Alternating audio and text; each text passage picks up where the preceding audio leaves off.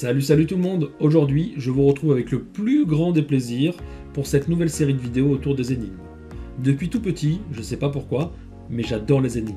Et j'ai donc pris l'habitude avec mes élèves du secondaire dans un premier temps, puis avec ceux du supérieur plus tard, de donner une petite énigme à la fin du cours quand il nous restait quelques minutes bien sûr, ou à la fin des examens en question bonus. Des fois franchement les élèves étaient super inspirés, mais d'autres fois c'était le carnage. J'ai gardé donc en mémoire celles qui ont posé le plus de problèmes à la quasi-totalité des élèves, et c'est donc celle-ci que je me propose de partager avec vous dans cette nouvelle série de vidéos. Pour cette première, je vous offre un monstre, une de mes préférées, qui fut fatale pour 99% de mes élèves.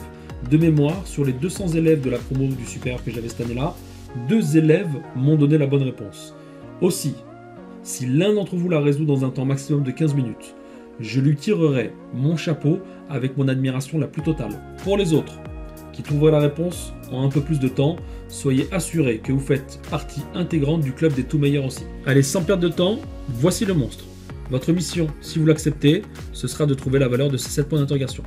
À chacune des cases ici est associé un indice. Par exemple, pour cette première case, on sait que cette case vaut le nombre de cases qui valent 3. Donc quand vous aurez fini de remplir cette grille-là, il faudra vous assurer, bien sûr, que le nombre de 3 que vous verrez ici correspondra à la valeur inscrite ici.